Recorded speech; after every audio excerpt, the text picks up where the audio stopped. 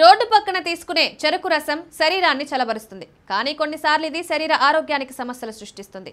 చాలా మంది బయటికి వెళ్ళినప్పుడు రోడ్డు మీద దొరికే చెరకు రసం తాగుతారు. దీనివల్ల అనారోగ్యం కలగవచ్చు. రోడ్డు పక్కనున్న చెరకు కొట్టులో ఒక వ్యక్తి మాత్రమే వ్యాపారం చేస్తాడు. అతనే చెరకు యంత్రంలో వేసి దాన్ని ఆన్ చేసి ఆ రసాన్ని గ్లాస్లో పోసి కస్టమర్కి అందిస్తాడు. చేతులు శుభ్రంగా ఉంచుకోవడానికి చేతి తొడుగులు ధరిస్తున్నారని గమనించాలి. కానీ కొంతమంది చేతి తొడుగులు అస్సలు ధరించారు. అప్పుడు వారు ఆ జ్యూస్ను తయారు చేసిన చేతులతోనే అందిస్తారు. అదే చేతితో డబ్బు తీసుకొని అదే చేతులతో ఇతరులకు చెరుకు రసం తయారు చేస్తారు. ఈ సమయంలో చాలా మంది చేతులు కడుక్కోరు. దీనివల్ల వైరల్ వ్యాధులు వ్యాప్తి చెందే అవకాశాలు పెరుగుతాయి. చెరుకు రసం తయారు చేసే యంత్రాలను తరచుగా శుభ్రం చేయాలి. కానీ కొంతమంది సంవత్సరాల తరబడి దాన్ని కడగరు. అలాగే చెరుకు రసం కోసం ఉపయోగించే నిమ్మకాయ, అల్లం, పుదీనాను కడగకుండా నేరుగా ఉపయోగిస్తారు. దీనివల్ల శరీరంలో ఆరోగ్యంలో హెచ్చుతగ్గులు వస్తాయి. ఎర్ర చెరుకుతో తయారు చేసిన చెరుకు రసం ఆరోగ్యానికి మంచిది కాదని నిపుణులు అంటున్నారు. ఈ రకం చెరుకు రసం తాగితే విరేచనాలు, కడుపు సంబంధిత వ్యాధులు వచ్చే అవకాశం ఉంది.